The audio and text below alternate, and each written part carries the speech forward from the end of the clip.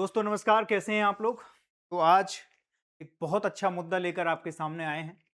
बहुत अच्छा कॉन्सेप्ट है, बहुत अच्छे चीज़ें, क्योंकि मैंने कहा कि एक इश्यू है जो इस देश में दिनों-दिन क्या कर रहा है, जिसके पीछे बिहाइंड द सीन जो पूरी चीज़ें चल रही हैं आज, सरकार का झुकना हो, चाहे धर्मेंद्र प्रधान जी का इस्तीफ़ा हो, उसके पीछे सरकार की मंशा बहुत सारी चीज़ों को लेकर थी और उन्हीं चीज़ों में एक था, एक राष्ट्र, एक चुनाव, वन नेशन वन इलेक्शन। तो गवर्नमेंट की एक तो बहुत ज़्यादा बहुप्रतीक्षित जो प्रोजेक्ट है, जिसके लिए वो अभी काम कर रहे हैं, कोशिश है उनकी, उसको लेकर के सारी चीज़ें थी और उसी का एक एक्सटेंशन हमने अभी देखा जो डिलिमिटेशन बिल आया था 2026 अप्रैल में, जिसको महिला आरक्षण के साथ जोड़ दिया गया था। इसमें कहा था कि 1/3 जो है रिजर्वेशन वो है हर जगह, विधानसभा में, लोकसभा में, हर एक स्थानीय निकायों में भी क्या किया जाएगा, महिलाओं को आरक्षण दिया। ये सारी की सारी जो प्रक्रियाएं आपको चल रही हैं, आप देखना 3 सत्र होते हैं देश में। एक तो होता है बजट सत्र, एक मानसून सत्र जो अभी चल रहा है, रनिंग है, ठीक है?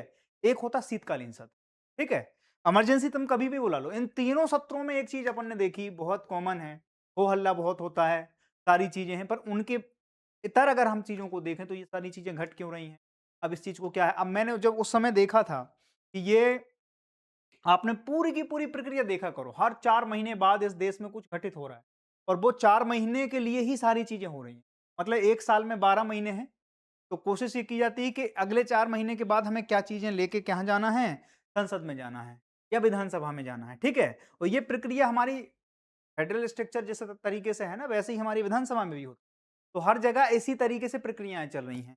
अब हो क्या रहा है कि सरकार की ऐसी मंशा थी कि हम इमोशनली कार्ड, जैसे उन्होंने महिला आरक्षण को उसके साथ क्या किया, संलग्न किया और उस समय जब ये बिल गिरा, कहाँ पे, संसद में गिरा, तो वहाँ पर मोदी जी के आँसू आ गए थे। 2026 अप्रैल की बात है। अप्रैल के बाद फिर गवर्नमेंट इस मूड में आ गई थी कि अब धार-पार की लड़ाई हो ही जाए। उसके बाद मैं ये देखता हूँ और आप लोग भी देख रहे थे, पूरे के पूरे घटनाक्रम को देखा, क्षेत्रीय पार्टियों को टूटना प्रारंभ हुआ और वो सारी की सारी या तो मर्ज हो गई, कहां पर, रूलिंग गवर्नमेंट में, क्योंकि यहां पर क्या था, 240 इनके सांसद हैं, किसके, एनडीए के। एनडीए के तो पूरे 300 प्लस हैं, पर बीजेपी के इस बार 240 सांसद थे, जो कि उतनी ज्यादा मेजोरिटी नहीं थी। मेजर डिसीजन लेने के लिए 2/3 मेजोरिटी होना बहुत जरूरी। बात समझ में आ गई? अब धीमे-धीमे ये सारी चीज़ें हो रही थी। गवर्नमेंट की बेचैनी भी बढ़ती जा रही थी। गवर्नमेंट की जब बेचैनी बढ़ती जा रही थी, तो गवर्नमेंट इस फिराक में थी कि कैसे भी करके दोनों सदनों में, उच्च सदन और जो निम्न सदन है, यानी कि राज्यसभा और लोकसभा, इन दोनों में हमारी प्रेजेंटेशन 2/3 मेजॉरिटी से ज़्यादा होनी चाहिए। अब वो कैसे होगी? तो उसके लिए बहुत सारी तिकड़मबाजी करी गई। कई पार्टियों को तोड़ दिया गया। उसमें आप देखो, आम आदमी पार्टी, 12 सांसद इसमें मर्ज हो गए। इसके बाद आप देखो, शिवसेना, उसके कई सांसद जाके बीजेपी में मर्ज हो गए। इसके बाद पश्चिम बंगाल इसका सबसे बड़ा उदाहरण था, जिसमें ये हमने देखा कि डिलिमिटेशन बिल जैसे ही आपका वो नहीं हुआ, उसके बाद पूरी की पूरी पार्टी 20 के 20 सांसदों को तोड़कर एक नई पार्टी जो पुरानी थी उसमें मर्ज करके, और वो क्या हो गया, वो समर्थक दल बन गया, एनडीए। बात समझ में आ गई? तो डिलिमिटेशन उनको लाना था। डिलिमिटेशन लाने के बाद अगली चीज जो होगी, वो है one nation one election. Delimitation क्या है? डिलिमिटेशन आपको सबसे पहले समझना पड़ेगा कि जब देश आजाद हुआ, पहला चुनाव हमारा 1952 में हुआ, ठीक है? 1952 में क्या हुआ, हर साल हमारे यहाँ का सेंसस होता था, जनगणना होती थी। जनगणना के बाद ये निर्धारित किया जाता था कि आपका उसमें एक डिलिमिटेशन आयोग बनता था, है ना? वो ये निर्धारित करता था कि सेंसस के बाद कौन-सी डेमोग्राफी के हिसाब से या फिर जगह के हिसाब से कौन-सी चीज़ किस तरीके से की जाएँगी, ठीक है? तो उसका एक दायरा था। मान लो 20 लाख लोगों पे 1 सांसद चुना जाएगा, 5 लाख लोगों पर 1 विधायक चुना जाएगा। उस हिसाब से जनसंख्या के आधार पर ये डिसाइड होता था हर बार इस देश में कि अब जो है अगली बार क्या होगा, इसके बाद अगली बार क्या, ये मतलब इस तरीके की प्रक्रियाएँ चल रही थी। इस देश में सतत प्रक्रिया चल रही थी और ये चल रहा था कि जब-जब सेंसस होगा, जनगणना होगी, उसके बाद जनगणना हमारे पास है। कौन आदमी किस दायरे से गुजर रहा है, कहाँ जनसंख्या बढ़ रही है, कहाँ कम हो रही है, कहाँ के लोगों के पास संसाधन ज़्यादा हैं, कहाँ के लोगों के पास संसाधन कम हैं, वो सारी की सारी चीज़ें हमें एक फिगर के रूप में हमारे सामने थी। उसके हिसाब से हमें अपनी योजनाएँ तय करनी थी। उसके हिसाब से हमें अपना स्ट्रक्चर मतलब हमारे संविधान में संविधान निर्माताओं ने ये चीज रखी थी कि ये बहुत फ्लेक्सिबल है। इन चीजों को कौन सी जगह पे कौन सी कास्ट के लोग ज्यादा हैं उस हिसाब से वहां पर रिजर्व भी की जाती थी कई बार सीटें। मान लो कोई विधानसभा एससी के लिए रिजर्व है, कोई विधानसभा जनरल के लिए है, कई बार कोई संसदीय क्षेत्र एससी के लिए रिजर्व है। तो ये सारी की सारी चीजें हमारे पास क्या था, पहले कास्ट सेंसस होता था, सेंसस के बाद फिर हम क्या करते थे, और लिमिटेशन या डिलिमिटेशन की बात कहाँ है, संविधान में कहाँ से हम इस चीज को लेते हैं, हमें कहाँ से वो शक्तियां प्राप्त हैं। तो शक्तियां मिलती हैं आर्टिकल 82। आर्टिकल 82 इस चीज को वो करता है कि सेंसस के बाद एक डिलिमिटेशन आयोग बनाया जाएगा। उसका काम यही है कि वो जनसंख्या के हिसाब से जगह जगह पर देख लेगा कि कहाँ सघनता है कहाँ विरलता है। तो उससे क्या होगा, ज्यादा से ज्यादा क्या करेंगे हम लोकसभा में। मान लो पहली बार जब चीजें हुई होंगी तो उतने लोग नहीं थे। अब भविष्य भविष्य के हिसाब से अपने संविधान में हमें फ्लेक्सिबिलिटी तो रखनी पड़ेगी ना। आज हमारे यहाँ 100 सवा 100 करोड़ जनसंख्या है, 135-40 करोड़ हो गई है। ये 135-40 करोड़ आजादी के समय थोड़ी थी। तो आजादी के समय नहीं थी तो क्या, धीमे धीमे ये प्रक्रियाएं चलती। अब राज्य राज्य राज्य में भी यही प्रक्रिया होती हैं। आप देखो कि आर्टिकल 82, 83, 85 ये सारी की सारी शक्तियां क्या है, डिलिमिटेशन हो गया 82 में है, और राज्य के लिए क्या है तो 170 है। अब अगर 83 में आ जाओ आप तो क्या है, लोकसभा का कार्यकाल दिया गया है। 80 से 172 में आ जाओ तो उसमें राज्य का विधानसभा का कार्यकाल दिया गया है कि ये अगर भंग ना हो तो 5 साल तक इनकी अवधि है। संविधान में स्पष्ट लिखा है, ये तो नहीं लिखा है कि अनंत काल तक, एक बार जीत लिए खत्म हो गई बातचीत। ठीक है, तो ये सारी की सारी चीजें रिदम में थी उस समय तक, और ये हुई कब तक, 1967 तक। 1967 तक ये सारी की सारी चीजें क्या होती गई, चलती गई। मैं उसका थोड़ा सा एक आपको ओवरव्यू देने की कोशिश कर रहा हूं। 1951-52 में पहली बार क्या हुआ, ठीक है, चुनाव होने के बाद, चुनाव के बाद क्या हुआ हमने बताया आपको, इसके हिसाब से चीजें रखी गई, कितनी विधानसभाएं होंगी, कितनी लोकसभाएं होंगी। और उस समय राज्यसभा राज्य और विधानसभाओं के चुनाव एक साथ होते थे, स्थानीय निकाय थे नहीं, क्योंकि डिसेंट्रलाइजेशन हुआ नहीं था सत्ता का। वो कब आया, 1992 में। 1991 में एलपीजी की नीतियां आई। ये जो फेज था ना 90 के बाद, हम देखते हैं ये देश की असली ग्रोथ का फेज फेज शुरू होता है, जिसमें हम पावर का डिसेंट्रलाइजेशन करते हैं। और यहां पर देखो आप 1952 से 1967 तक राज्य में राज्यसभा राज्य की जो विधानसभाएं हैं और लोकसभा एक साथ चुनाव हो रहे हैं। क्योंकि ये दौर वो है जहां पे कांग्रेस कांग्रेस कांग्रेस ही है, क्योंकि एक देश को बना के आई है, तो लोगों में सिंपैथी भी है। आप इसके पीछे के बैकग्राउंड समझ पा रहे हैं ना, कोई दूसरी पार्टी यहां एग्जिस्ट नहीं कर रही है पूरे उसमें देश में। अब आप धीमे धीमे इस चीज को पाएंगे कि दक्षिण में कुछ पार्टियां क्या हो रही हैं, इमर्ज हो रही हैं। कुछ क्षेत्रीय दल यहां से क्या हो रहे हैं, इमर्ज हो रहे हैं। इसके बाद 67 से 72 का जो दौर है, 1967 से 72-69 का जो दौर है, राज्य विधानसभाओं में क्या हुआ, विघटन चालू हो जाता है यहां पर। क्योंकि जब कांग्रेस टूटेगी असंतोष तो बढ़ेगा ना। आप सोचो कितना बड़ा दौर है। आज जैसे बीजेपी 2014 में आई मोदी जी के उसमें, पहले आई अटल जी के उसमें, लेकिन वो अ, अपनी दम पर नहीं थे, पूर्ण बहुमत की सरकार नहीं थी उनकी। पूर्ण बहुमत की सरकार कब बनी, 14 में। अभी क्या चल रहा है, 26 चल रहा है।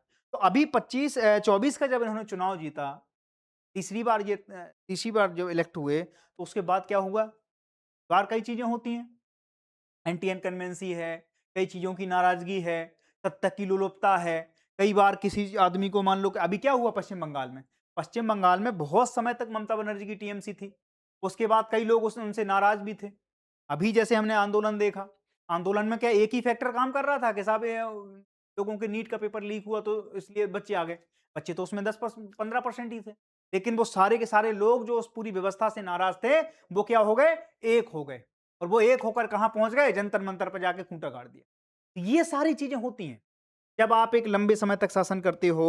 एक सारी चीजें हैं, चीन का भी इसी समय देखो आप, 67 चल रहा है, 62 में युद्ध हुआ, हार गए। उसके बाद भी उन्हें पता ही नहीं लगा, उन्हें पता ही लगा कि हमारे देश में क्या हुआ। बोले क्या चीन ने आक्रमण कर दिया क्या, बोले आक्रमण नहीं कर दिया, उन्होंने तो बहुत सारा हमारा क्षेत्र भी कब्जा लिया। पर नहीं नहीं नहीं, बोले हम तो पंसी समझौता करके आए थे, ऐसा कर नहीं सकते वो। तो ये सारी की सारी चीजें क्या करती हैं, लोगों में असंतोष पैदा। और उसका एक हमें क्या, उसकी सत्ता राजनीतिक चीजों पे भी उसकी क्या झलक दिख जाती है। आप देखो 1967 तक ये देश बढ़िया चल रहा था, उसके बाद क्या हो रहा है, क्षेत्रीय पार्टियों में विघटन हो रहा है। अब सोचो कितनी बुरी स्थिति आ जाएगी। वही दिक्कत यहां पे भी है, क्योंकि हमारे यहां पहले ये चीजें थी। जब हम कह रहे हैं वन नेशन वन इलेक्शन, ये पहले हमारे यहां चलता आ रहा था, उसमें कुछ दिक्कतें आई, और दिक्कतें वो अभी हम बताएंगे कि क्या दिक्कतें हैं। अब सोचो आप, दोनों चीजें पैरेलल चल रही हैं, एक पार्टी है तो ठीक है, लेकिन अगर वहां पर मल्टीपोलर में जा रहे हैं तो फिर क्या होगी, एक दूसरे पे ओवरलैपिंग होगी, एक दूसरे के साथ चीजें बनी नहीं पाएंगी। ठीक है, तो उनने क्या किया, मोदी जी इस चक्कर में थे, उन्होंने चुपचाप एक इंट्रोड्यूस किया बिल 2026 में, और वन नेशन वन इलेक्शन बहुत पहले उन्होंने इंट्रोड्यूस किया था। और वन नेशन वन इलेक्शन का जो ड्राफ्ट था वो किसने बनाया था, रामनाथ कोविंद समिति। रामनाथ कोविंद जी वही हैं जो हमारे देश के पूर्व राष्ट्रपति हैं, महामहिम हैं, उनको इस कमेटी का अध्यक्ष बनाया गया था। इस कमेटी में अमित शाह जी भी थे, इस कमेटी में गुलाम नबी आजाद भी थे, जो नेता विपक्ष थे, उनको भी इसमें रखा गया था, और भी बहुत सारे लोग इस कमेटी में थे, जिन लोगों की सिफारिशों पर इस पूरे उसमें क्या किया गया, वो दिया गया कि भाई इस तरीके से। अब डिलिमिटेशन में देखो आप क्या है, डिलिमिटेशन इसी से जुड़ा हुआ है। लोगों की ये दिक्कतें हैं, जब विपक्ष ये कहता है कि नहीं डिलिमिटेशन अपने हिसाब से करेंगे, उनका मतलब साफ है। आप क्रोनोलॉजी समझो, इनका काम था, इन्हें क्या करना था, सेंसस अभी 21 में हुआ नहीं। हमारा अभी जो सेंसस है वो कौन सा है, 11 वाला। हमारे यहाँ जितनी भी वेलफेयर या कोई भी स्कीम अभी लॉन्च हो रही है, उसमें जो डाटा यूज हो रहा है हमारे पास, वो कौन सा डाटा है, 2011 की जनगणना का। हमारे पास नियर बाई कोई ऐसी जनगणना हुई नहीं, क्योंकि 21 में होनी थी, कोरोना था, गवर्नमेंट ने साफ मना कर दिया था। अब जो जनगणना होनी है वो कब होनी है, 27 में। और बीजेपी इस तरीके से, मतलब आप मान लीजिए डिस्परेट है इस चीज को लेके, इतनी ज्यादा डेस्परेट है, वो ये चाहती है कि किसी भी कीमत पर डिलिमिटेशन जो हो, इसी विधानसभा अभी जो सत्र चल रहा है उसमें ये पारित हो जाए, क्योंकि उनके बहुत बड़े प्लान हैं। अगर वो आज इसको नहीं करते हैं तो बहुत लंबे समय तक उनकी सत्ता की चीजें उनके दिमाग में चल रही हैं, और कांग्रेस को उसी का डर है। वो ये चाहते थे कि ये आंदोलन और खिंच जाए और खिंच जाए, लेकिन मोदी जी ने कहा नहीं, इसको हम खींचेंगे नहीं, हम धर्मेंद्र प्रधान जी की वजह दे देंगे, लेकिन हमारे जो प्लान हैं, लॉन्ग टर्म हमारे गोल हैं, उनको हमें अचीव करना है, और उसमें सबसे बड़ा गोल यही है। परीक्षा पे चर्चा हो रही है, एक बिल भी पास कर दिया गया है, लेकिन वो इतना बड़ा मुद्दा उनके लिए नहीं था।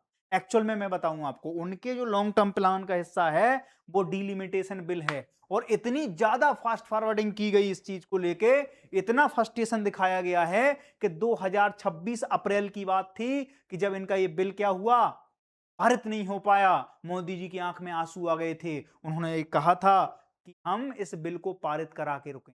ठीक है, 2026 अप्रैल का वाकया आपको याद है, उसके साथ महिला रिजर्वेशन भी जोड़ दिया गया था।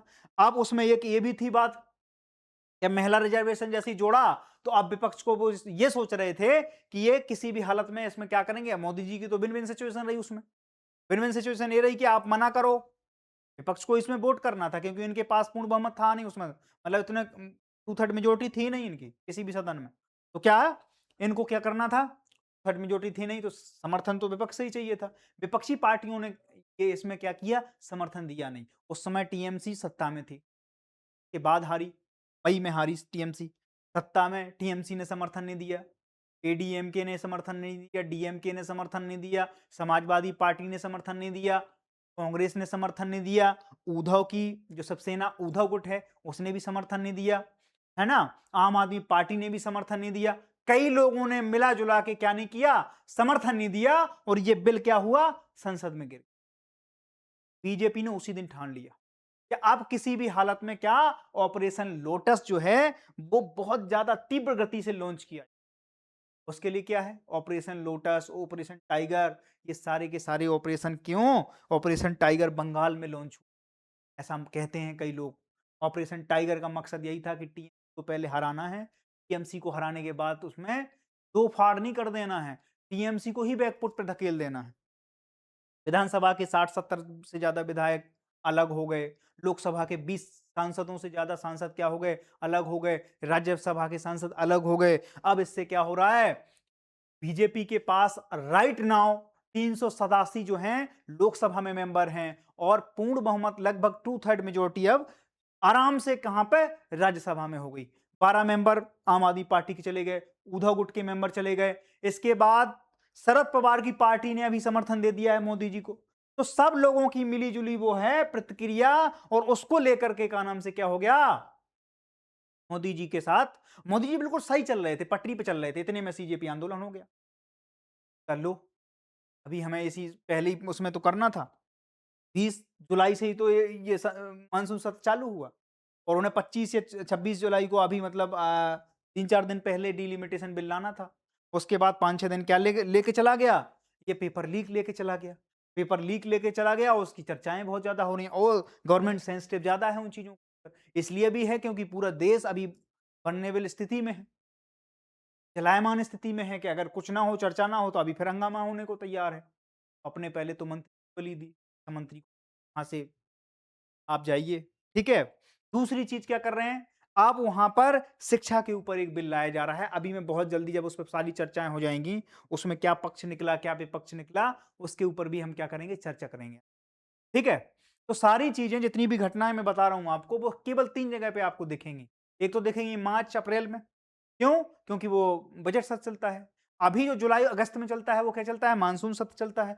ज्यादातर बजट जो जो चीजें इस देश में बनी, जितने भी कानून बने, कोशिश ये रहती है, आप ये देखना कभी भी, रेयरेस्ट ऑफ द रेयर चीजें होंगी जो बीच में लाके फिर उनको पारित करा के फिर कर लेते हैं। अदरवाइज क्या कर लेते हैं, 3 ही जो जगह हैं वहीं पे चीजें पारित हो रही हैं। ये कॉमन बता रहा हूं मैं, आप जब भी इस तरीके से माइंड गेम या गैस करें, तो इस तरीके से गैस कर सकते हैं कि दिसंबर में शीतकालीन सत्र होता है, जुलाई अगस्त में मानसून सत्र होता है, और मार्च अप्रैल में बजट सत्र होता है। ज्यादातर चीजें इन्हीं में पारित होती हैं, इन्हीं में गिरती हैं। सारे देश की जो नौटंकी है वो इन्हीं 3 महीनों में, या 3 उसमें क्वार्टर में का नाम से होती हैं, फोर्थ महीने में। और इसके बाद पूरे देश में नौटंकी इसी में चलती रहती है। जितनी भी आपने आम आदमी पार्टी के सांसद टूटते हुए देखे, उद्धव गुट के सांसद टूटते हुए देखे, है ना, एनसीपी, तृणमूल कांग्रेस, तमाम जगह के लोग टूट टूट के बीजेपी में आए। वो किस किस चीज के लिए आए, वो इसी मानसून सत्र के लिए आए थे, कि हमारे पास 2/3 मेजोरिटी दोनों सदनों में, और उसके बाद हम क्या करें, मेजर मेजर चीजों को चेंज करा सकें। डिलिमिटेशन उनमें से एक है, जो कि अभी आने वाला है, संसद में बहुत जल्दी इंट्रोड्यूस होने वाला है। ये उनके लॉन्ग टर्म मेगा प्लान का हिस्सा है मोदी जी, ठीक है। अब इसको कैसे हम वन नेशन वन इलेक्शन से कैसे जोड़ रहे हैं, अब आप देखो, रामनाथ कोविंद ने जब डिलिमिटेशन या वन नेशन वन इलेक्शन की बात की थी, तो उन्होंने कहा था कि 82 में सबसेक्शन ए के जो क्लॉज ए है, सबसेक्शन 1 में क्लॉज ए है, उसमें क्या करो, आप इसको इंट्रोड्यूस करो। अब उसमें क्या चीजें थी, उसमें बहुत सारी चीजें, किस तरीके से काम करेंगी, क्या क्या कमेटी के सुझाव थे, लगभग 15 सुझाव उन्होंने दिए थे, कि इसमें क्या करना पड़ेगा आपको, आपको आर्टिकल 82 ए अलग से जोड़ना पड़ेगा। जैसे 51 ए हमने जोड़ा, वो काय के लिए जोड़ा, कि राष्ट्र के लोगों के अधिकारों के साथ साथ राष्ट्र के लोगों के कर्तव्य भी कुछ है ना, हमने फंडामेंटल ड्यूटीज भी डाली लोगों।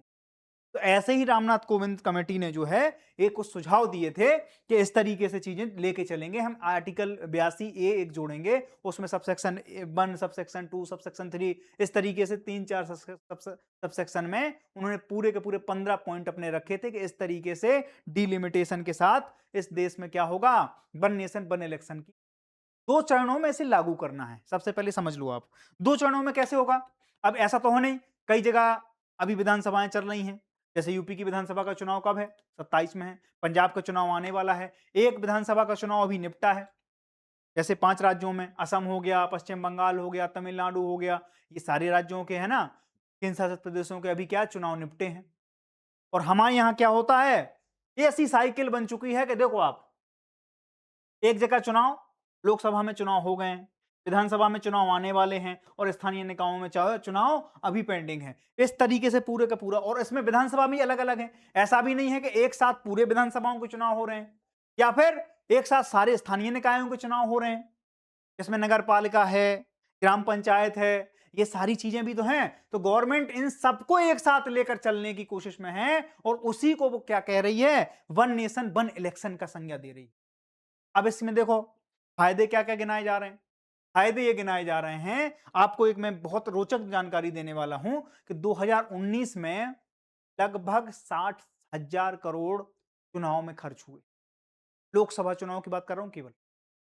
2019 के लोकसभा चुनाव में 60,000 करोड़ का खर्चा हुआ, सारे लोगों को मिलाकर, चुनाव आयोग को मिलाकर, कर्मचारियों को मिलाकर, है ना? पीपीटी जो पैड हैं उनके का नाम से वो, इसके बाद बैलेट पेपर हैं, ईवीएम हैं, सारी चीजें ऐसी थोड़ी होती हैं। सारी चीजों को कंडक्ट करने में हजारों करोड़ लगते हैं, उस मशीनरी को पूरा पंप करने में।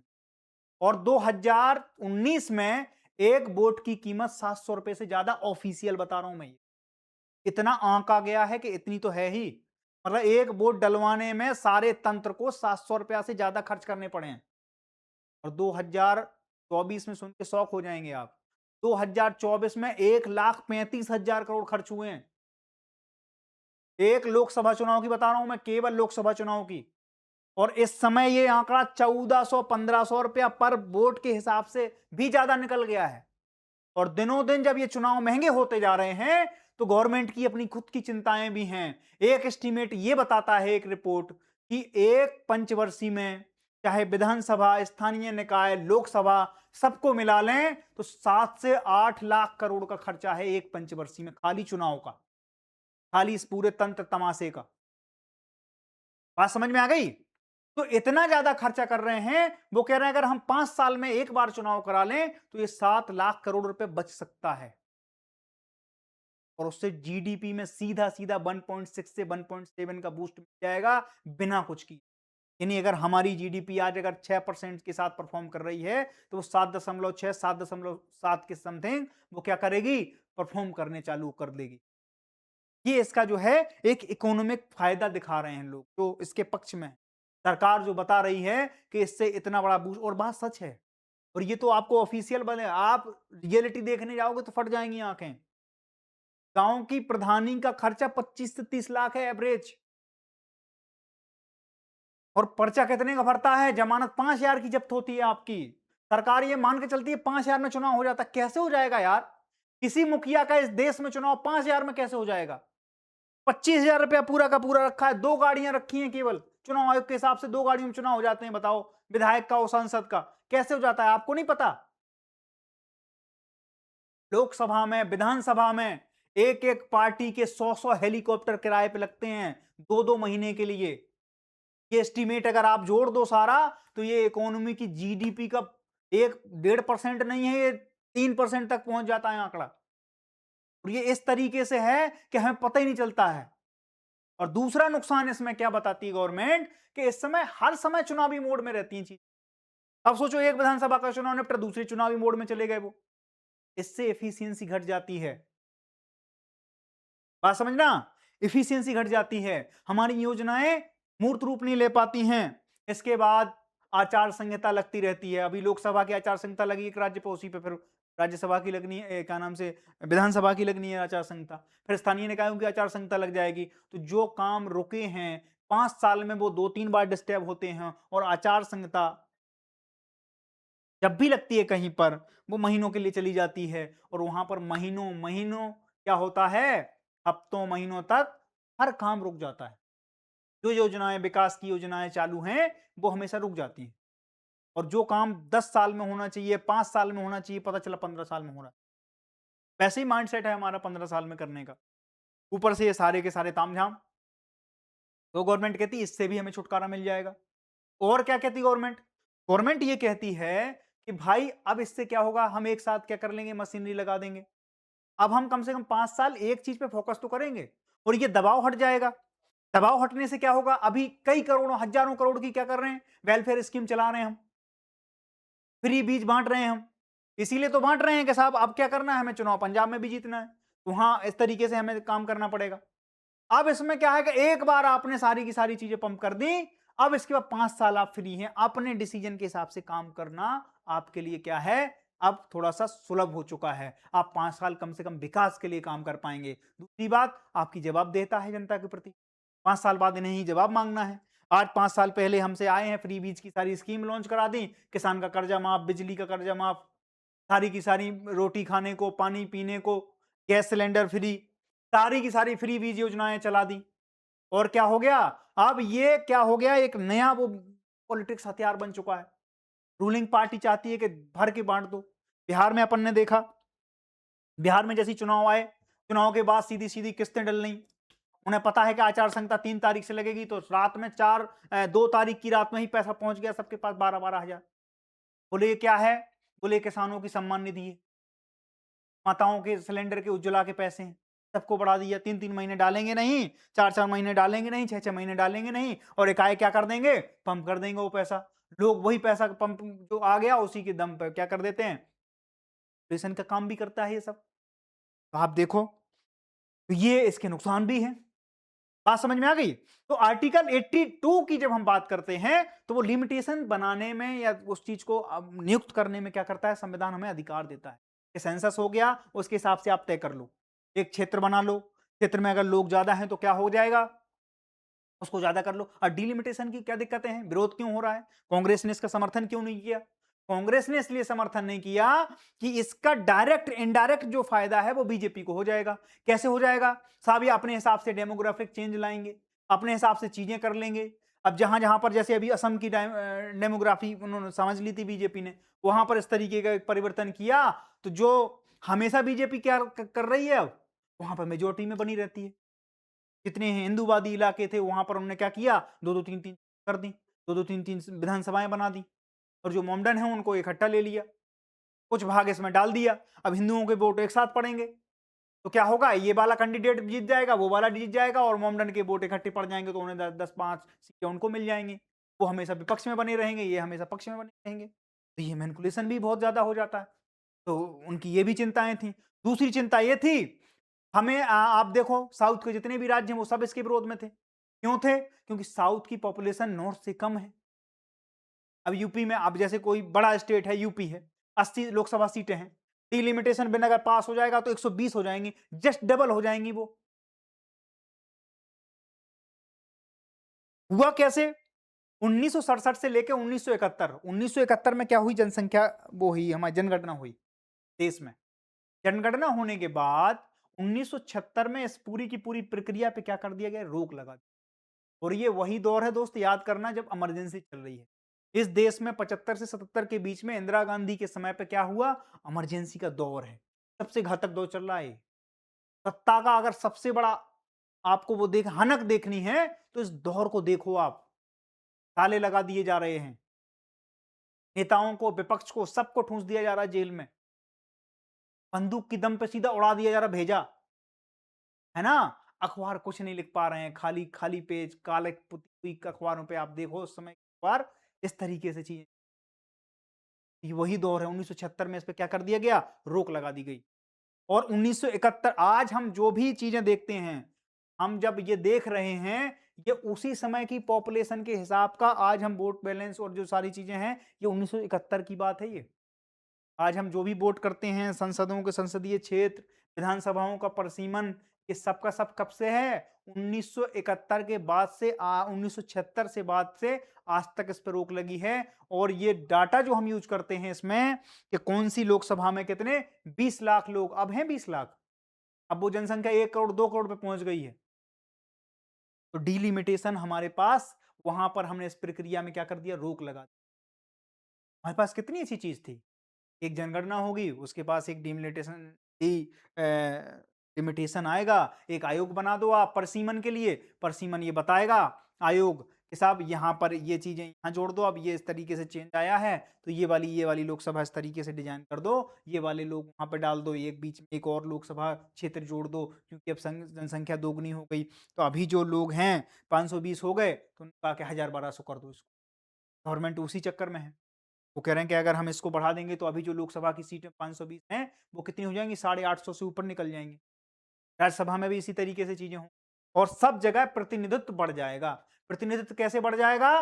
कि महिलाओं की संख्या बढ़ जाएगी, महिला आरक्षण भी उसमें उन्होंने इसमें क्या कर दिया? इंक्लूड कर दिया। वो कह रहे हैं महिलाओं के लिए होता तो हम कर देते, लेकिन आपकी पीछे की नीयत कुछ और है, क्योंकि इसमें आपने डिलिमिटेशन साथ में जोड़ रखा है, और डिलिमिटेशन आपने जोड़ रखा है, यानी कि आप 29 की तैयारी में हैं, जो असम के साथ खेला कर गए, अब हमारे साथ देश में भी करने वाले हो आप। और यही उनका मेन पर्पज है, रूलिंग गवर्नमेंट यही करने वाली है। उसके लिए वो क्या कर रहे हैं? इस चीज को बिल्कुल फॉरवर्ड मोड में रखे हुए। बात समझ में आ गई सारी चीजें? यही चीज 171 में है। राज्य की राज्य विधानसभाओं के लिए है, वहाँ पर भी एक परिसीमन आयोग है, वो भी यही करता है, कौन-सी विधानसभा किस तरीके से डिज़ाइन करनी है, कौन-सी जगह से कौन-सी चीज़ें हटानी है, कौन-सी जोड़नी है, तो 171 वो हैं। बात समझ में आ रही? तो ये सारी की सारी चीज़ें जब हम देखते हैं, तो यहाँ पर हमें उनकी नीयत पे भी शक होता है, ठीक है? आप देखो 83 में देखो कार्यकाल निर्धारित है लोकसभा का कि लोकसभा 5 साल के लिए होगा। 172 में वहां हम 170 में देख रहे हैं, अब 172 में देखो आप तो राज्य के विधानसभा का कार्यकाल दिया हुआ है। आप देखो 85 में तो राष्ट्रपति द्वारा लोकसभा भंग की जा सकती है। 85 में इसका जिक्र है तो लोकसभा में राष्ट्रपति अगर चाहे तो राष्ट्रपति द्वारा क्या है भंग करने की शक्ति प्राप्त है। वहीं आप देखो आर्टिकल 174 172 देखा हमने, अब 174 देखो तो 174 में राज्यपाल को यही शक्तियां प्राप्त हैं कि वो राज्यसभा भंग कर सकते हैं। तीसरी चीज जो सबसे ज्यादा है कि वो है 356, तो मैं बार बार आपको जिक्र करता हूं कि राष्ट्रपति शासन और उसकी कौन अनुशंसा करता है। अगर कोई तंत्र राज्य में विफल हो जाए तो आर्टिकल 356 वहां पर इंप्लीमेंट होगा। इसकी अनुशंसा कौन करता है? राज्यपाल करता है। कल मैं केंद्र बनाम राज्यपाल और राज्यों की भूमिका के बारे में आपको जब बता रहा था उसमें मैंने बताया था, एक तरफ तो यह माना जाता है कि राज्यपाल की भूमिका एजेंट की तरह है गवर्नमेंट की, केंद्र सरकार का एजेंट बोला जाता है। दूसरी तरफ वो उस पिलर के काम करता है कि ये देश बिखर ना जाए, तो उसको डांटने का भी क्या करता है? सेतु का काम करता है।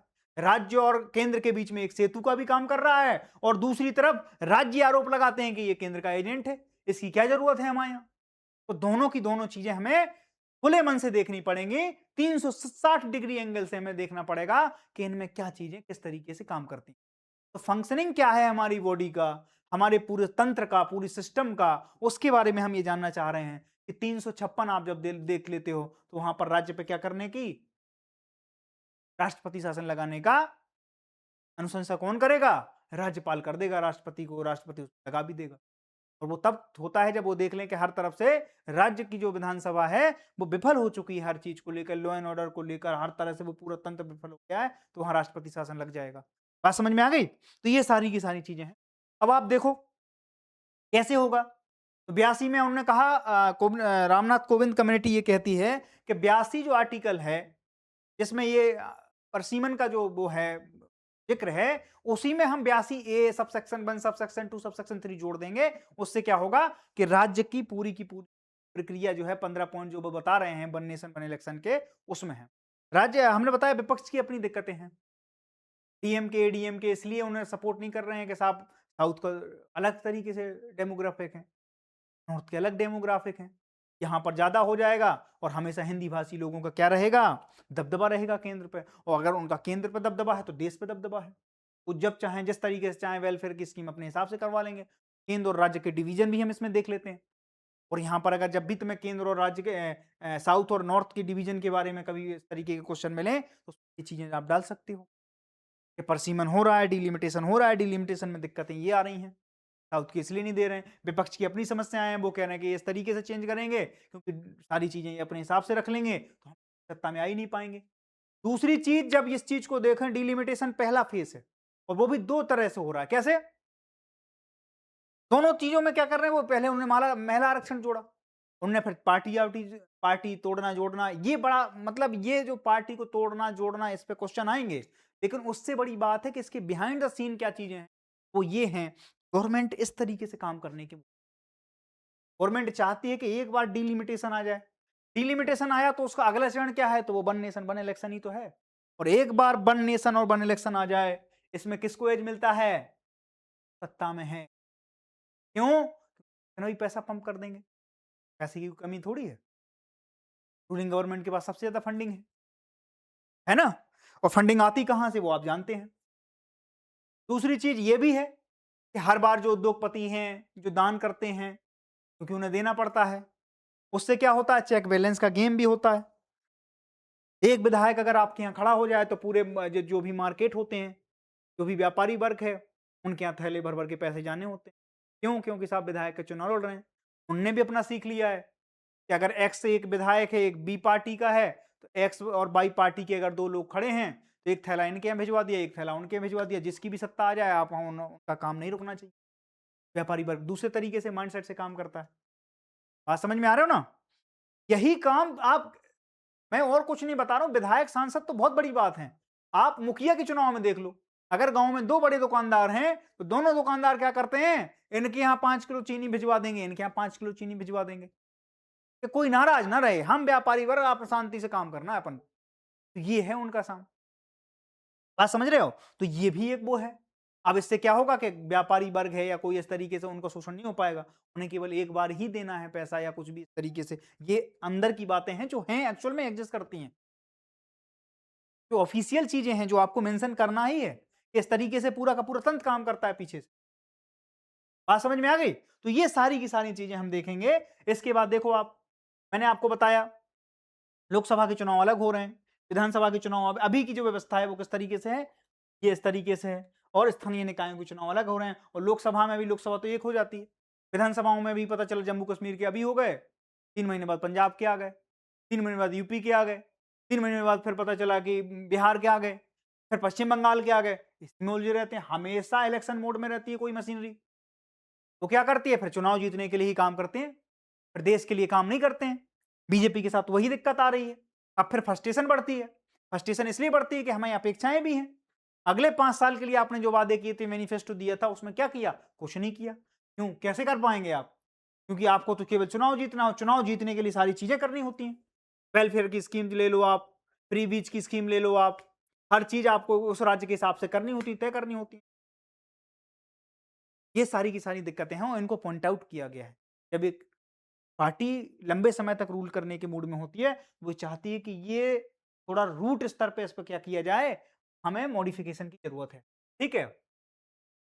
अब देखो आप, इसमें क्या हुआ, डिलिमिटेशन के बारे में आप समझ गए, ये इसी से जुड़ा हुआ है, क्योंकि ये जैसे ही डिलिमिटेशन हुआ उसका अगला चरण केवल वन नेशन और वन इलेक्शन के बारे में है। और डिलिमिटेशन की दिक्कत यही है, यही चाहते हैं वो कि सबसे पहले एक विधानसभा, राज्यसभा और इन सब में चेंज लाएं। जो सीटें अभी 520 हैं उनको 800-900 तक भेजा जाए। उसके बाद फिर प्लानिंग होगी कि वन नेशन वन इलेक्शन किस तरीके से होगा। हिंदी भाषी राज्यों में बीजेपी की स्थिति बहुत अच्छी है इस समय, मैं बताऊं आपको। साउथ में तो नाजायज है नहीं उन्हें। कांग्रेस की स्थिति यह है कि वहां पर क्षेत्रीय पार्टियां तो ले जा रही हैं एज। जैसे तमिलनाडु में अभी विजय की पार्टी ने क्या किया, झंडा गाड़ दिया, कांग्रेस ने उन्हें समर्थन दे दिया। 10 का अलायंस था इनका डीएमके के साथ, वो तोड़ दिया। द्रविडियन पार्टी वहां से क्या हो गई, एग्जिट हो गई। बीजेपी ने यहाँ पे एज ये किया कि अपना जो उनकी हुई हुई वो थी, वो तो उनको रिपीट किए ही उन्होंने। असम में फिर से सरकार बना ली। पश्चिम बंगाल उनके लिए एक बहुत बड़ी मार्जिन लेके आया है, तो अभी उन्हें इंस्टेंट दे रहा है उसका लाभ। और लॉन्ग टर्म में आप देख लो, वहां पर सत्ता का इस तरीके से एक वैक्यूम क्रिएट कर दिया बीजेपी ने कि एक लंबे समय की, जिस तरीके से गुजरात में उन्होंने प्रयोगशाला की, वो एक प्रयोग उन्हें वहां पर अपॉर्चुनिटी दिख रही है बंगाल में। माटी मानुस की बात करेंगे, लोकल आइडेंटिफिकेशन की बात करेंगे। अब इसमें दिक्कत क्या है, तो वहां पर 25 साल 30 साल का बैकअप लेके चल रही है बीजेपी। अब हमें यूपी में मान लो 80 सीटें में पहले 73 आ गई, 72 आ गई, अब हमेशा आएंगी क्या? नहीं आएंगी। सबसे पहले तो यूपी की 120 सीटें करो, इस तरीके से डिजाइन करो कि जो मुस्लिम बाहुल इलाके हैं उनको एक जगह सेपरेट कर दो, तो एक ही मुसलमान निकलेगा। बाकी जितने भी हैं उनमें थोड़ा थोड़ा मुसलमान डाल दो, मुसलमान क्या ही हरा देगा। हिंदू बाहुल इलाके हैं तो वो क्या करेंगे, उनका एज उन्हें मिल जाएगा। 120 सीटों में अगर मान लो 80-90 हमेशा के लिए रिजर्व हो गई बीजेपी की, तो सत्ता में वैसी बनी रहेगी। ये भी उनकी एक अपनी रणनीति है। अंदर की बातें बता रहा हूं मैं, जो उनकी रणनीतियां हैं। अब आप कहोगे सर आपको इतना ज्यादा कहां से ज्ञान है? बेटा मैं उठता बैठता हूं, सारे सर्कल जानता हूं, चीजें हैं। मैं राजनीति और राजनीति विज्ञान से जुड़ा हुआ विद्यार्थी रहा हूं और बहुत ज्यादा इंटरेस्टिंग सब्जेक्टों में है। बात समझ में आ गई? तो ये सारी की सारी चीजें हैं। अब आप देखो, इसमें देखो वर्तमान व्यवस्था आपने देख ली, तो ये वन नेशन वन इलेक्शन उससे जुड़ा पहला पड़ाव वो है, फिर दूसरा है, और ये कितने 2 चरणों में है। रामनाथ कोविंद की कमेटी ये कहती है कि वन नेशन वन इलेक्शन 2 चरणों में होना चाहिए। पहले तो सारे देश के जो राज्य हैं उनके और लोकसभा के एक साथ चुनाव होंगे, और उनमें क्या होगा, अब इसमें टाइमिंग की भी इशू आएगा। टाइमिंग का इशू किस तरीके से आएगा, मान लो एक विधानसभा 27 में खत्म हो रही है, और टाइमिंग देखो आप, टाइमिंग किस तरीके से मैच करती है। सेंसस होगा 27 में, डिलिमिटेशन कब आ जाएगा, डिलिमिटेशन आ जाएगा कब, 26 में। अब फिर पॉलिसीज किस तरीके से, परसीमन बनेगा। वो 27 की सेंसस पे बन जाएगा। 27 के सेंसस पे बन जाएगा तो फिर उनके पास सारे आंकड़े हैं। इस बार तो जातिवार तरीके से भी आंकड़े हैं। 27 में पहली बार कास्ट सेंसस होने जा रहा है इस देश में। आजादी के बाद से पहली बार इस देश में कास्ट सेंसस भी होने जा रहा है। तो उनके पास एक पूरा का पूरा ब्लूप्रिंट तैयार है। ब्लूप्रिंट को किस तरीके से चीजें रखें अपने आप में, कैसे उसको क्या किया जाए, उसका यूटिलाइजेशन किया जाए, लंबे समय तक सत्ता में किस तरीके से रहा जाए, इसका पूरा का पूरा उनका एक अपनी एनालिसिस है, अपनी एक पॉलिसी है, अपना उनका एक निर्माण है कि वो इस तरीके से एक पिरामिड तैयार करने की कोशिश में। बात समझ में आ गई? यही कंसर्न है विपक्ष का। वो कह रहे हैं इनकी नीयत साफ नहीं है, हम महिलाओं के विरोध में थोड़ी हैं, ना डिलिमिटेशन के विरोध में है, लेकिन बीजेपी ने उनको इस तरीके से फंसा रखा है। वो भी ये जानते हैं इस देश में डिलिमिटेशन होते आए हैं, सेंसस के साथ साथ ये प्रक्रिया जुड़ी थी। ब्रेक किसने किया? तो वो कांग्रेस ने ही किया। ये भी बात सच है। कब से कब तक किया? 76 में इसमें रोक लगाई गई कि अब जो भी अभी तक परिसीमन हुआ है वो 1971 के सेंसस पे हुआ है। जो भी विधायक सांसद आप देखते हैं अपने क्षेत्र में, वो 1971 की जनसंख्या के हिसाब से चुनते आ रहे हैं आज तक। वो पहले था 2001 तक, 2001 से 2026 तक फिर यूपीए सरकार ने क्या करी, उस पर रोक लगा दी, और यूपीए सरकार ने 2026 तक रोक लगा दी। तो अब वो क्या रोक हट रही है 2026 में। तो ये क्या चाहते हैं कि जैसी वो हटे, टाइमिंग देखिए आप, टाइमिंग का कितना फर्क होता है। तो सैद्धांतिक रूप से 2026 में जब ये रोक हट जाएगी, बीजेपी उसका पूरी तरह से लाभ लेने की पूरा प्रयास करेगी। और उसमें बीच में रोड़ा आ गई है सीजेपी, कॉकरोच जनता पार्टी। नहीं तो अभी तक ये खेला हो गया होता। और ये खेला होने के बाद अगला खेला जो आपको बता रहा हूं, क्योंकि ये पहले आया, इंट्रोड्यूस करने की कोशिश की गई, 302 सांसद थे बीजेपी के पास, लेकिन उस समय दिक्कत ये थी कि 26 में क्या होना था, वो रोक हटनी थी। सेंसस उनके पास था नहीं, जनगणना हुई नहीं थी, लास्ट जनगणना 2011 थी, उसके हिसाब से बीजेपी को चीजें सूटेबल नहीं लग रही थी। तो अब जो सेंसस होगा 2027 का होगा। बीजेपी ये मान के चल रही है कि 27 के सेंसस के हिसाब से अगला जो परसीमन होगा वो हम इस तरीके से कर लेंगे जिससे बीजेपी हमेशा क्या रहे, सत्ता में बनी रहे लंबे समय तक। ये उनका ओवरऑल पूरा का पूरा क्या था, व्यू है इन चीजों को लेकर। बात समझ में आ गई? तो सबसे पहले डिलिमिटेशन को हमने समझ लिया, इसके पूरी प्रक्रिया के बारे में। अब इसको देखते हैं वन नेशन वन इलेक्शन क्यों है जरूरी और इसकी क्या खामियां हैं। तो हमने बताया कि एक तो इसमें पैसे की बचत होगी, दूसरी बात एक जो इलेक्शन मोड में लोग रहते हैं, हमेशा रहते हैं, उस चीज से बचा जा सकता है। फ्री बीज की स्कीम जो दबाव में दी जाती है लोगों को, उससे बहुत ज्यादा इस देश में बर्डन पड़ता है। उन चीजों का हम अपने क्या कर सकते हैं, कई ऐसी कल्याणकारी योजनाओं को, और या कई ऐसे हम योजनाओं को ला सकते हैं जिससे देश की प्रगति हो सके, देश की उन्नति हो सके। उन चीजों के ऊपर भी हम काम कर सकते हैं। बात समझ में आ गई? तो ये है। दूसरी चीज है, ये 1967 के बाद ये जब विघटन चक्र टूटा इस देश में, तो फिर क्या क्षेत्रीय पार्टियों का उभार हुआ। उसके बाद ही ये सारी की सारी चीजें रही। अब देखो, उच्च स्तरीय समिति ने चरणबद्ध तरीके से क्या किया, समकालीन चुनाव की सिफारिश की। उन्होंने कहा कि एक साथ चुनाव होंगे, साथ में करना है, लेकिन 2 चरणों में करना है। पहले चरण में क्या होगा, विधानसभा लोकसभा होंगे, फिर इसके बाद उसको क्या किया जाएगा, उसको वहां खींच दिया जाएगा। कई जो होंगी अगर इधर खत्म होने वाली उनको और ज्यादा मौका दे दिया जाएगा।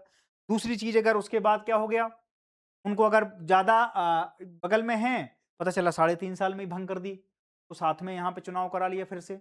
एक बार इसमें दिक्कतें आएंगी, और एक बार ये दिक्कतें सही हो गई तो फिर गवर्नमेंट ही मान के चल रही, फिर इसको क्या किया जाएगा, रिदम में ली। बात समझ में आ गई?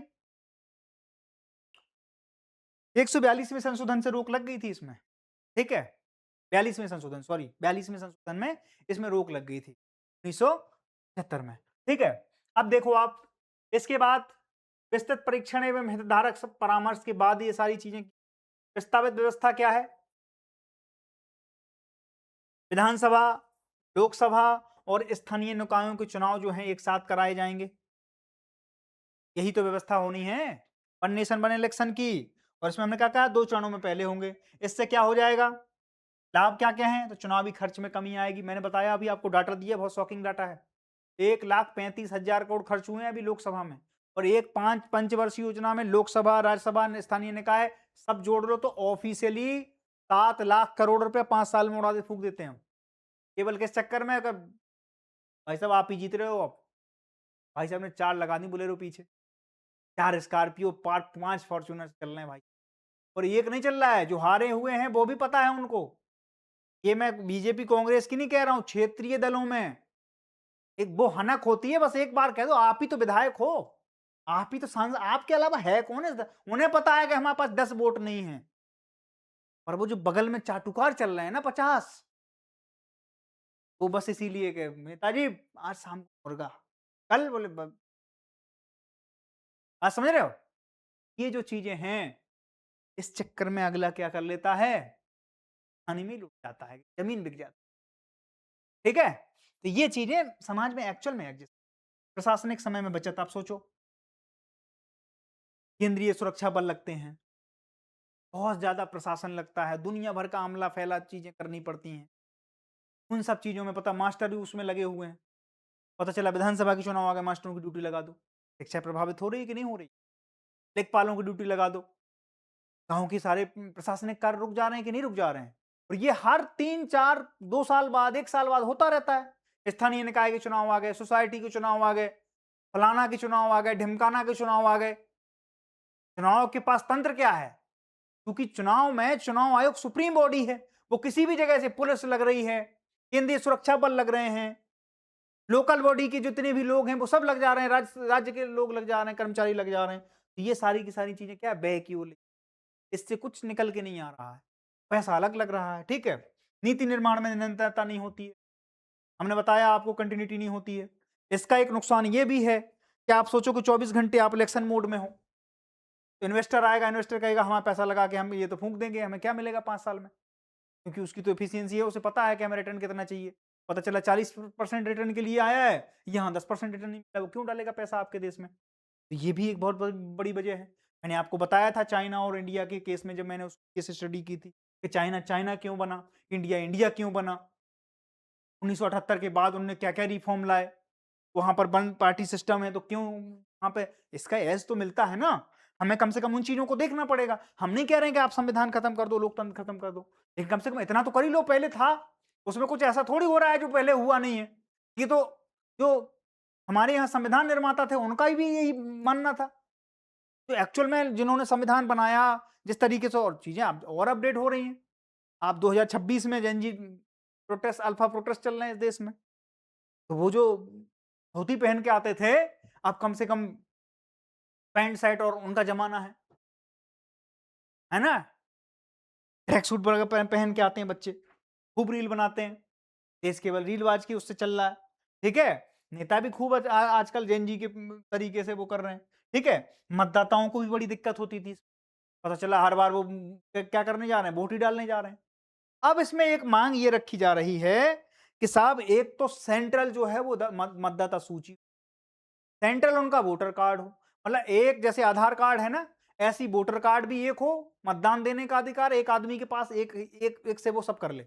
एक बार गया वो अपने वहां पे, चूंकि सारे विधानसभा, लोकसभा और स्थानीय निकायों के चुनाव एक साथ होंगे उसके, तो प्रधानी का, विधायकी का और संसदीय का तीनों वोट एक साथ डाल ले, उसके पास एक कार्ड हो, तीनों लोगों की एक साथ डिटेल हो, उन्हें पता है कि ये इसी जगह का है, तो तीनों को एक साथ चुन सकता है। बात समझ में आ गई? तो ये भी इसमें बहुत बड़ी बात, मतदाताओं को भी ज्यादा दिक्कत नहीं होगी, 5 साल में एक बार जाना है वोट देने, दे देंगे। तो ये उनके लिए सुविधा है, वरना कई बार उदासीन हो जाते हैं, यार फिर 2 साल बाद जाना है, अभी मुख्यमंत्री चुन के आए हैं, अब हमें प्रधान चुनने जाना है, फिर इसके बाद मोदी जी को चुनने जाना है। तो ये सारी की सारी चीजें क्या हैं, वो उस चीज को उदासीनता के हिसाब से ले लेता है। 5 साल में कम से कम ये नहीं होगा, वो बड़े उत्साह के साथ क्या होगा, इससे वोटर परसेंटेज डल रहा है। और सोचो 700 रुपया वोट की कीमत लग रही है, क्यों लग रही है, वो जो मैं बता रहा हूं, 700 रुपया वोटिंग का खर्चा आया, एक एक वोट की कीमत आई है 700 रुपया, और अभी तो 1400-1500 रुपया आई है 2024 के उसमें, और अब तो होने वाले चुनाव और महंगे होंगे। दूसरी बात, पार्टियों को इतना चंदे की जरूरत नहीं होगी, इसके फायदे तो यही है ना, जब इतना पैसा नहीं होगा, एक साथ में 5 साल में एक बार ही चुनाव लड़ना है, तो बार बार फंड लेने की जरूरत नहीं है, व्यापारियों को देने की जरूरत नहीं है, सारी की सारी जगह पे क्या है, बिन बिन सिचुएशन है। लेकिन ऐसा नहीं है दोस्त, इसके बाद कुछ और भी है जो इस पूरी की पूरी चीज में क्या कर रही हैं, है ना? अब देखो आप, इसका होने की प्रक्रिया क्या-क्या है? सबसे पहले बिल इंट्रोड्यूस होगा कहीं पे भी। जब ये आएगा one nation one election bill, जब भी वो लेके आएँगे तो किसी भी एक कहाँ चला जाएगा? लोकसभा या राज्यसभा में चला गया ये। कहीं पे भी डाल दो आप इसको, इस पे चर्चा होगी।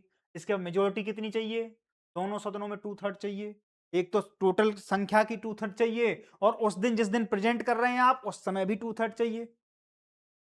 2/3 बहुमत उस समय जो प्रेज़ेंट लोग हैं उनकी चाहिए, प्लस टोटल का 2/3 चाहिए इसमें। जब जाके इस पे क्या हो पाएगा? आपकी चीज़ें पारित हो पाएँगी दोनों सदनों में। बीजेपी अभी इसी चक्कर में लगी थी। ये जो चीज़ है ना, डिलिमिटेशन के लिए, इसके बाद अगला जो कदम है, इसमें भी यही है, डिलिमिटेशन में भी सेम है, 2/3 चाहिए वहाँ मेजॉरिटी। ठीक है? तो ये काम करने के लिए 2/3 मेजॉरिटी चाहिए थी। इसीलिए आप देखो राघव चड्ढा हों, चाहे सयानी घोष हों, कोई भी हो, ये सब इसी इसी पूरे फिनोमेना का क्या थे? पार्ट थे। आप लोगों को लग रहा था कि नहीं-नहीं बीजेपी बीजेपी अलग काम कर रही है। वो अगले 20-30 साल की तैयारी में जुटी है। अगर बीजेपी को आप इस तरीके से उसके दाँत देख रहे हो ना बाहर, बीजेपी जनरली दाँत दिखाती नहीं अपने। अगर आप उसको लाइव एग्ज़ाम्पल में देख पा रहे हो, इसका मतलब है वो किसी बड़ी तैयारी के पक्ष में है। यही काम चल रहा है उनके साथ। वो अलग बात है कि युवा उनके बीच में खड़े हुए हैं, सब लाइन खींचे हुए, ठीक है? अब देखो आप, कम से कम आधी राज्य और एक चीज़ और समझो, अभी क्या अपॉर्च्युनिटी है बीजेपी के पास। अगर आज ये नहीं करा पाए, तो कभी नहीं करा पाएँगे। इसमें क्या है कि जब कोई चीज़ें होंगी, अब देखो आर्टिकल 170 जो हम बता रहे हैं आपको, आर्टिकल 82 केंद्र में होगा और आर्टिकल 170 कहाँ पर होगा? परसीमन आयोग की जो हम बात कर रहे हैं, वो राज्य परसीमन आयोग, ठीक है? इसके बाद इसमें एक चीज़ और आती है कि इसमें राज्य की विधानसभाएँ अनुशंसा करेंगी इसमें। देश की टोटल राज्यों में 2/3 राज्यों को इसमें क्या करना पड़ेगा? इस बिल के पक्ष में वोट देने पड़ेंगे। तब तो जाके, क्योंकि फेडरल स्ट्रक्चर है, राज्य की अपनी बॉडी जो है, वो क्या है? वो एक स्वायत्त जगह है। केंद्र अपनी जगह स्वायत्त है। तो आप किसी एक चीज़ को दूसरे के ऊपर बोझ और थोप थोड़ी सकते हो। तो इसमें क्या कह रहे हैं कि पूरे देश में ये माना जाता है, जब भी हमारे यहाँ क्योंकि 2/3 मेजॉरिटी राज्यों की भी चाहिए, तो 2/3 राज्यों में, आधे राज्यों में सॉरी, आधे राज्यों की क्या है? कम से कम इसमें अनुशंसा है। ठीक है? बात समझ में आ गई?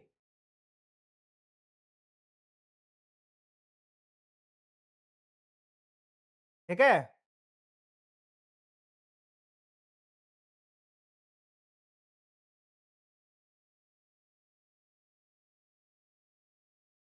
तो इस तरीके से चीज़ें चलती रहेंगी। बात समझ में आई? अब देखो इसकी कुछ दिक्कतें ये भी हैं। अभी तक तो हमने देखा आपको कि इसकी क्या हैं और दिक्कतें क्या-क्या हैं इसमें। अभी तक तो हमने इसके फ़ायदे गिनाए आपको। टाइम बच जाएगा, पैसा बच जाएगा, सारी की सारी चीज़ें हैं। आधे राज्यों की अनुशंसा भी चाहिए। वो सारे के सारे प्लेटफ़ॉर्म बीजेपी के पास इस समय बहुत गोल्डन अपॉर्च्युनिटी है इस चीज़ को करने की। इसकी दिक्कतें क्या हैं? दिक्कतों पे बहुत वो हो रही है आजकल। कि आप देखो यहाँ पर दिक्कतें ये हैं, क्षेत्रीय मुद्दे दब सकते हैं। सोचिए आप कि एक राज्य में क्या हुआ, चुनाव हुआ, केंद्र की पार्टी है, रीजनल पार्टी अच्छा कर सकती है वहाँ पर, लेकिन एक साथ पैसा पंप हो रहा है, प्रचार दबा के हो रहा है। वहाँ के जो लोग हैं, नेशनल इश्यू को क्या कर लेंगे, सेंट्रल कर लेंगे। अब सोचो, मान लो कि यूपी का आदमी है, उसके यहाँ कोई दिक्कत आ रही है। मान लो बुंदेलखंड का आदमी है, केन बेतवा लिंक के ऊपर क्या कर रहा है, प्रोटेस्ट। अब केंद्र में दूसरे मुद्दे चल रहे हैं, केंद्र में चल रहा है बच्चों का मुद्दा, वो मुद्दे दब गए। सेंट्रलाइज़ मुद्दे क्या हो गए, हाइलाइट हो गए। नेशनल मीडिया, इलेक्ट्रॉनिक मीडिया सब कहाँ पे लग गई? वो लग गई आपके सेंट्रल मुद्दों के ऊपर। रीजनल मुद्दों पे कोई ध्यान ही नहीं दे रहा। जबकि अगर आप अलग-अलग विधानसभाओं में चुनाव करवाते हैं, लोकसभा में अलग चुनाव होते हैं, क्षेत्रीय मुद्दे भी क्या होते हैं? हाइलाइटेड होते हैं और उससे क्या हो जाती है? डेमोक्रेसी की यही तो फ़ायदा है कि जितनी ज़्यादा आप डिसेंट्रलाइज़ चीज़ों को देखेंगे, जितना ज़्यादा तोड़ के चीज़ों को देखेंगे, उतनी ज़्यादा क्या होगी? उतना ज़्यादा जो अंतोगत्वा लोग हैं, जो बेनिफिशियरी उसको लाभ होगा। बात समझ में आ गई? तो ये सारी की सारी चीज़ें भी हैं। तो इसमें क्या है? क्षेत्रीय मुद्दे दब सकते हैं, एक बड़ी विडंबना ये भी है। ठीक है? राष्ट्रीय लहर का प्रभाव क्षेत्रीय दलों की चिंता बढ़ा सकते हैं।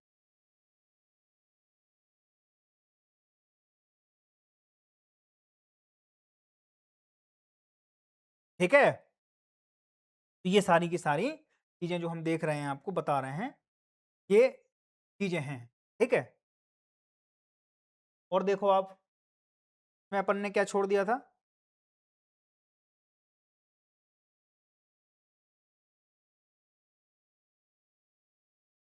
संघवाद की चिंताएँ जो हम आपको बता रहे हैं, यही हैं, ठीक है? क्षेत्रीय दलों की चिंताएँ बढ़ सकती हैं। मध्यावधि में विघटन के बाद क्या होगा? मान लो राष्ट्रपति शासन लग गया। अब मान लो कोई एक, अब यही तो हुआ था। 1967 के बाद क्षेत्रीय दलों का उदय हुआ। अब इसके बाद इसका मैकेनिज्म कौन तय करेगा? बीजेपी इसी मूड में। वो कह रही, अब इसके बाद क्या क्या इनने वो नहीं बता रही हैं कि वन नेशन वन इलेक्शन में ये तो सब हो जाएगा। लेकिन अगर कोई विधानसभा मान लो 2, अब ऐसा तो है नहीं कि 5 साल बिल्कुल ड्यूरेशन है। एक बार आ गए तो जा नहीं सकते हो। बीच में पता चला 10-50 सांसद इधर से इधर हो गए, आपकी सरकारें गिर जाती हैं। आप अल्पमत में फ्लो टेस्ट करिए, आपकी गवर्नमेंट गिर गई। वहां पर क्या लग गया?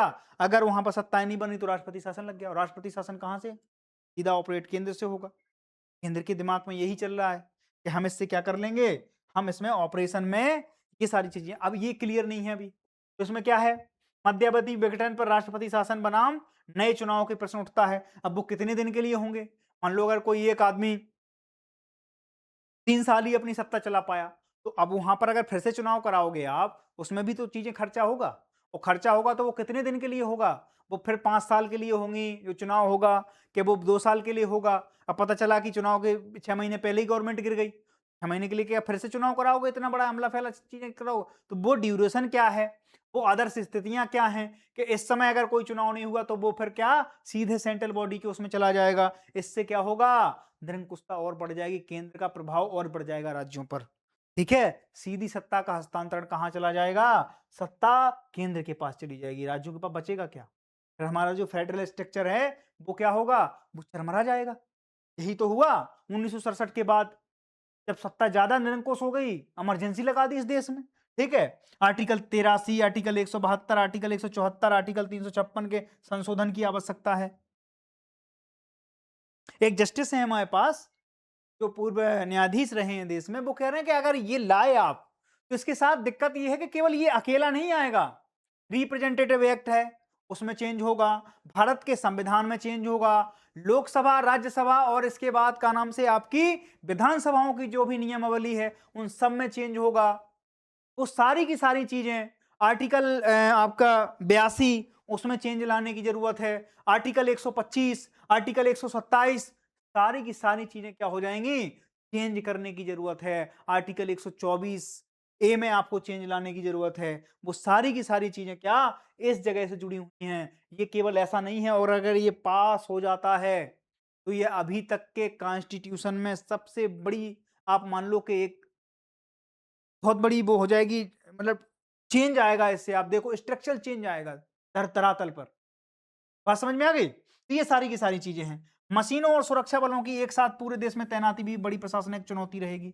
आप सोचो, एक साथ 95 करोड़ मतदाता हैं देश में। अभी जो हुआ था, कॉन्फ्रेंस हुई थी, मीडिया कॉन्फ्रेंस, तो मीडिया की भूमिका के बारे में चर्चा बताई गई थी, है ना? मीडिया की क्या अकाउंटेबिलिटी है देश में?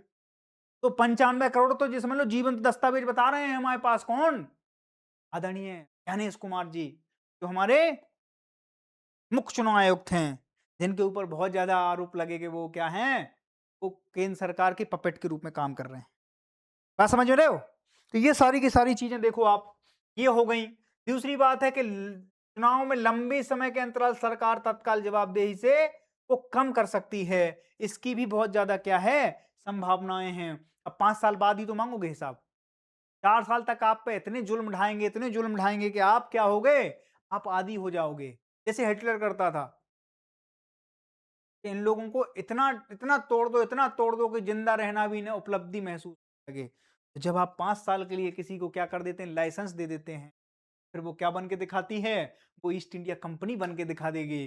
और अगले 5 साल, फिर अगले 5 साल, फिर अगले 5 साल, और ऐसे अगले 5-5 साल करके कब एक दशक, एक डेकेड गुजर जाएगा, एक पूरी सदी गुजर जाएगी, आपको पता ही नहीं लगेगा।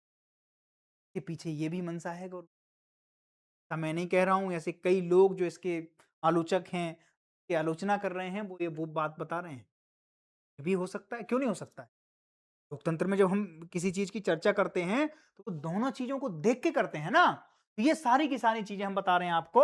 चुनावों में लंबा अंतराल क्या होगा, आदमी सत्ता को निरंकुश बना देगा, सेंट्रलाइज कर देगा सारी की सारी चीजें, और क्षेत्रीय दल खत्म कर देगा। ठीक है, ये भी हो सकती है। संबंधित प्रमुख अनुच्छेद, हमने आर्टिकल 83 की बात की, सदनों की अवधि के बारे में बताता है ना। 85 सत्र स्थापन और विघटन के बारे में बताता है। राज्य विधानमंडलों में भी वही है कि अवधि क्या होगी। 174 स्थगन और विघटन के बारे में चर्चा कर रहा है। 356 राष्ट्रपति शासन या राज्य के फेल्योर के बारे में, और 368 में भी संविधान संशोधन होता है, उसमें भी इसमें दिक्कत आएगी, वहां पर भी आपको चेंज लाने की जरूरत है। यानी कि आपको एक तरफ संविधान संशोधन करने पड़ेंगे, एक तरफ रिप्रेजेंटेटिव एक्ट में संशोधन करने पड़ेंगे, एक तरफ हमें पूरी नियमावली चेंज करनी पड़ेगी। तो ये केवल one nation one election article 82A की मामला नहीं है, ये पूरे के पूरे फेडरल स्ट्रक्चर को ही चेंज करना पड़ेगा हमें, तब जाके अमेंडमेंट हो पाएगा। और बीजेपी भी उसी जुगाड़ में है कि किस तरह से ये कर ले जाए। एक बार अगर ये हो गया तो आप देखेंगे इसके ड्रामेटिकल चेंजेस क्या क्या हैं। आप देखो क्या क्या चीजें अभी हैं, लोकसभा, राज्य विधानसभाएं, है ना। अब इसमें देखो मैंने एक थोड़ा सा एक सिनॉप्सिस बनाने की कोशिश की, आप चूंकि बाद में एक पूरे के पूरे पिक्चर को समझ पाए। इसके बाद मैं क्वेश्चन बताऊंगा आपको, ठीक है। इसमें देखो, समयबद्ध सभी चुनाव, राज्य बी में कभी हो रहा है, राज्य ए में कभी हो रहा है, राज्य सी में कभी हो रहा है, और अन्य राज्यों में कभी और हो रहा है, लोकसभा में कभी हो रहा है। एक समय चुनाव में सारी की सारी दिक्कतों को क्या हो जाएगा, इसको एक साथ मर्ज करना पड़ेगा। मैंने कहा 2 चरणों में होगा, पहले किसी राज्य को होल्ड पे रख देंगे, किसी राज्य को लंबा खींच देंगे, तो इस तरीके से चीजें मैनेज हो जाएंगी। ठीक है, अब देखो आप 1991-92 में पहली बार लोकसभा और राज्य विधानसभाओं के चुनाव एक साथ होते थे। 1968 से 1900 कई राज्यों में क्या हुई, विधानसभाएं भंग हो गई, है ना, क्योंकि क्षेत्रीय पार्टियों का उदय होना चालू हुआ, सेंट्रलाइज सिस्टम बिखरा, उस समय इसमें बड़ी दिक्कत आने लगी।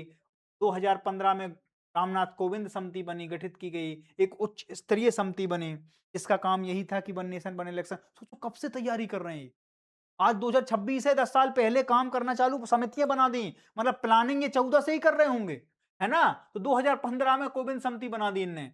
कोविंद समिति ने क्या किया, एक रिपोर्ट की चरणबद्ध तरीके से एक साथ साथ कैसे उन्होंने सिफारिश दी कि पहले संयुक्त क्या होंगे, संसदीय समिति जेसीपी द्वारा जांच के लिए भेजा गया। इनने समिति को दिया, इनने पार्लियामेंट में लाने की कोशिश की, लेकिन उस पर ज्यादा विरोध हुआ, तो क्या भेज देते हैं, संयुक्त संसदीय समिति, है ना, JCP, JPC, joint parliament committee होती है देश में, जब ज्यादा विवाद बढ़ जाए तो उनमें डाल दिया जाता है, ठंडे बक्से में बोलते हैं उनको। ठीक है, तो जेपीसी में डाल दिया। इसके बाद क्या हुआ, आप देखो इसमें वर्तमान व्यवस्था क्या है, लोकसभा अलग है, स्थानीय निकाय अलग है, लगातार चुनाव होते रहते हैं, है ना। राज्य ए, राज्य बी, राज्य सी, सब जगह अलग अलग तरीके से चुनाव हैं।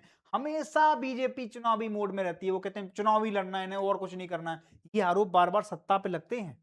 इसका भी एक तोड़ निंजा तरीका यही है, 5 साल के लिए दे दो व खत्म करो, फिर 5 साल बाद हम ले लेंगे, 4 साल तक तुम्हारी चमड़ी उधेड़ेंगे, 4 साल बाद 1 साल हम आपकी खूब मरम पट्टी कराएंगे, पूरी साल जहां की तहां छाप के, और आपको फिर कहेंगे भाई साहब वोट दे। तो कितनी बर्बाद हुई तुम्हारी, कितनी हमने फर्स्ट एड वो कर दी, कितनी ज्यादा हमने आपको किया, और जैसी तुमने फिर कर दिया, फिर ऐसी चमड़ी उधेड़ी जाए। बात समझ में आ गई। तो ये साइकिल पूरी चलती रहेगी, 5 साल 5 साल 5 साल। बीजेपी चूंकि अभी मेजोरिटी राज्यों में है, तो कोई ज्यादा दिक्कत होगी नहीं। आधे राज्यों की परमिशन चाहिए तो आधे राज्य तो वैसे ही मिल जाएंगे, उन्हीं के खुद के हैं। दूसरी चीज ये है, अभी करना है, 27 के चुनाव का कोई भरोसा नहीं कर सकते वो, ठीक है, क्योंकि 27 के चुनाव को से पहले तो उन्हें क्या करना है, सेंसस आना है 27 में, और उसमें अगर कुछ चीजें फिसली तो फिर क्या करेंगे, वो सेंसस को अपने हिसाब से डिजाइन करेंगे। 29 से पहले ये सारे का सारा चीजें, क्योंकि धरातल पर मूर्त रूप लेने के 2-3 साल चाहिए उन्हें, ठीक है। अब देखो आप, प्रस्तावित व्यवस्था ये है कि लोकसभा में विधानसभा, स्थानीय निकाय, सभी राज्य, है ना, ए बी सी सारे राज्य एक साथ क्या है, एक समय पर चुनाव होंगे। इसमें पक्ष में तर्क क्या क्या हमने बताया आपको, सुरक्षा बल, ईवीएम खर्चा, बार बार होने से क्या है, बहुत ज्यादा खर्चा बढ़ता है, हमने आंकड़े भी आपको दिए थे। शासन में निरंतरता बनी रहती है इससे, ठीक है। आचार संहिता बार बार लगने से दिक्कतें होती हैं, विकास कार्यों में रुकावट होती है, इसलिए इसको एक साथ कर लो, खत्म करो, 5 साल विकास करो, है ना। मतदाता में थकान महसूस होने लगती है, गतिविधियों में स्थिरता आने लगती है, ठीक है। सारी की सारी चीजें इलेक्शन मोड में चली जाती हैं, गवर्नमेंट को खाली इलेक्शन दिखते हैं, नहीं दिखते हैं तो भाई देश में लोकतंत्र है, जीतोगे नहीं तो करोगे क्या। पहला काम तो है कि जीतो ही, इसके बाद कुछ करने का मौका मिलेगा। लेकिन फिर ऐसी स्थिति बन जाती है कि केवल फिर जीतना दिखता है, करना दिखता कहाँ है? क्योंकि अगर आप करने पे आए तो जीतोगे नहीं। ये एक ऐसा मतलब द्वंद बन जाता है लोकतंत्र में कि अगर आप कोई चीज करने पे आए तो फिर आप जीतना बंद कर दोगे, और अगर जीतने पे आए तो करना बंद कर दोगे। ये एक दूसरे के व्युत्क्रमानुपाती हो जाता है मामला। तो इसमें ये भी एक चीज है। अब देखो आप इसकी दिक्कतें क्या क्या हैं कि राष्ट्रीय लहर में क्षेत्रीय मुद्दे खत्म हो जाएंगे, जिससे कि केंद्र प्रभावित होगा और सेंटर का ज्यादा दबाव रहेगा। फेडरल स्ट्रक्चर के लिए बिल्कुल भी ठीक नहीं है। ठीक है, संवैधानिक जटिलता देखो आप, इसमें बहुत सारी दिक्कतें हैं। हमें कई आर्टिकल, कई संविधान में बहुत बहुत सारे चेंज करने पड़ेंगे, है ना। रिप्रेजेंटेटिव एक्ट से लेके सारी जगह प्रशासनिक चुनौतियां देखो। पूरे देश में एक साथ चुनाव, 95 करोड़ मतदाताओं को एक साथ चुनाव कराने में भी दिक्कतें हैं। एक अनुमान के हिसाब से तो ये भी है कि अब देश में ईवीएम वगैरह कम है, कम से कम 10 लाख ईवीएम और एक्स्ट्रा लगेंगी, और उनको बनाने में 7-8 हजार करोड़ का खर्चा है। तो पहले हमें ये करना पड़ेगा। लेकिन एक तरफ ये है तो दूसरी तरफ 1.5-2 लाख करोड़ का खर्चा भी है। उसमें अगर हम 2-4-10 हजार करोड़ खर्च भी कर दें तो ये हर बार के लिए हो जाएंगे। 5 साल में एक ही बार करना है। ठीक है, चुनावों के बीच लंबा समय होने से सरकार पर तत्काल कोई जवाबदेही की दिक्कत नहीं है। अब सोचो अगर लाठी चार्ज होती और अगर ये चुनाव हमें ना लड़ना होता, 5 साल बाद लड़ना होता, धर्मेंद्र प्रधान का इस्तीफा ले पाते क्या आप? नहीं ले पाते। तो अकाउंटेबिलिटी नहीं बनेगी, अकाउंटेबिलिटी जो है। ठीक है, अब देखो आप, इसके लिए देखो किसी भी सदन में विधेयक पेश करना, किसी भी सदन में कर दो, जो प्रक्रिया है 2/3 मेजोरिटी के साथ क्या होना चाहिए? पारित होना चाहिए। कम से कम आधे विधानसभाओं को भी इसमें क्या करना है? अपनी सहमति देनी है। फिर राष्ट्रपति के पास स्वीकृति के लिए जाएगा ये बिल, और जिस दिन ये बिल स्वीकृत हो जाएगा उस कानून बन जाएगा। कानून बन जाएगा तो फिर सबको पारित करना है।